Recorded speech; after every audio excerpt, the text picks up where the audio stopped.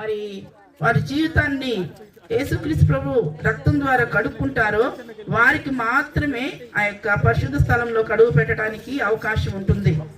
యేసుక్రీస్తు ప్రభు వారి రక్తం మాత్రమే పాపాల నుండి పరిశుద్ధపరుస్తుంది. ఎందుకంటే మరి ఈ లోకంలో దేవుళ్ళు దేవతలు అనబడేవారు ఎవరు కూడా మరి మానవులు పాపాల నిమిత్తమై చనిపోయిన వారు లేరు, తిరిగి లేచిన వారు లేరు. యేసుక్రీస్తు ప్రభు దేవాది దేవుడై ఉండి ఆ యొక్క పరలోక రాజ్యాన్ని విడిచిపెట్టి ఈ లోకానికి వచ్చి మనిషిగా జన్మించి పరిశుద్ధమైన జీవితం జీవించి మన కోసం, మన పాపాల కోసం, మన సమస్త దేహంతో చేసిన పాపాల నిమిత్తమై ఆయన తన దేహాన్ని అప్పగించుకుంటూ వచ్చాడు. మన కోసం తన పరిశుద్ధ రక్తాన్ని అంతటిని ధారపోస్తూ వచ్చాడు.